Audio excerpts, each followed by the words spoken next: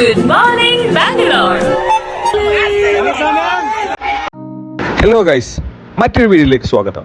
നമ്മളിപ്പോൾ പോകുന്നത് സാക്ഷാത് വിരാട് കോഹ്ലിയുടെ അനുഷ്ക ശർമ്മയുടെ ഫേവറേറ്റായ CTRലേക്കാണ്. അതെ, ബാംഗ്ലൂരിൻ്റെ സ്വന്തം CTR. വളരെ ശാന്തത നിറഞ്ഞ തെരുവിൽ നിന്നും നമ്മൾ എത്തിപ്പെട്ടത് വളരെ നീളമുള്ള ഒരു ക്യൂയിലേക്ക് തന്നെയാണ്. സാക്ഷാത് CTRന്റെ ക്യൂ ആണ് നമ്മൾ ഈ കാണുന്നത്.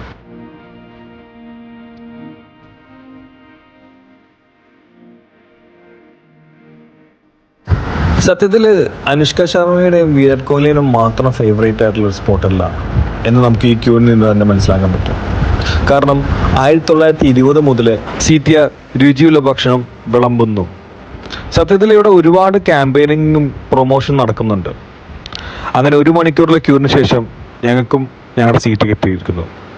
CTRന്റെ ഉള്ളു കണ്ടാൽ തന്നെ നമുക്ക് മനസ്സിലാവും, വളരെ എസ്തെറ്റിക് ആയിട്ടുള്ള മൂഡ് വെച്ചാണ് അവർ സെറ്റ് ചെയ്തിരുന്നത്.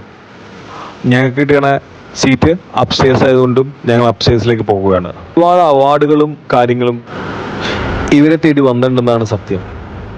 ശരിക്കും പറഞ്ഞാൽ ഇത്രയും മണിക്കൂറോളം കാത്തിരുന്ന് നമ്മുടെ നാട്ടിലൊരിക്കൽ പോലും ഒരു ബ്രേക്ക്ഫാസ്റ്റ് സ്പോട്ടിൽ വരെ ഞാൻ നിന്നിട്ടുള്ളതാണ് സത്യം.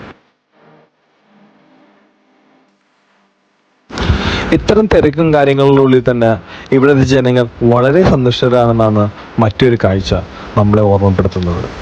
ഫ്രണ്ട്സായിട്ടും ഫാമിലി ആയിട്ടും പല ആളുകളാണ് ഇവിടെ വന്ന് ബ്രേക്ക്ഫാസ്റ്റ് കഴിക്കാൻ പറ്റുന്നത്.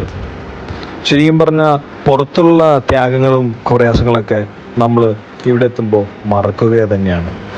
അങ്ങനെ നമ്മുടെ കാത്തിരിപ്പിന് വിരാമം കുറിച്ചുകൊണ്ട് നമ്മുടെ ബണ്ണെ മസാല ദോശ നമ്മുടെ ടേബിളിലും എത്തിയിരിക്കുകയാണ്. വളരെ ക്രിസ്പി എന്ന് പറഞ്ഞാൽ പോരാ, വളരെയേറെ ക്രിസ്പി ആയിട്ടുള്ള മുരിഞ്ഞ വെണ്ണയിൽ കുളിച്ച് നമ്മുടെ മസാല ദോശ എത്തിയിരിക്കുകയാണ്.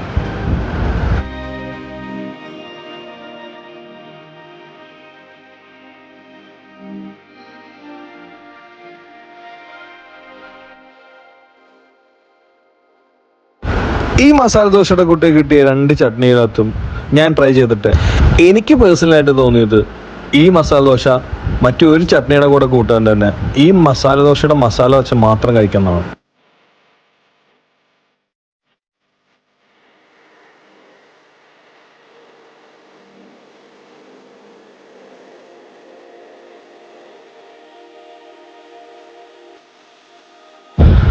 ഈ ലെജൻഡറി ഹോട്ടലിനെ കുറിച്ച് മറ്റൊരു കാര്യം പറയുന്നത് വെച്ച് കഴിഞ്ഞാൽ ഇവിടുത്തെ സർവീസ് തന്നെയാണ്.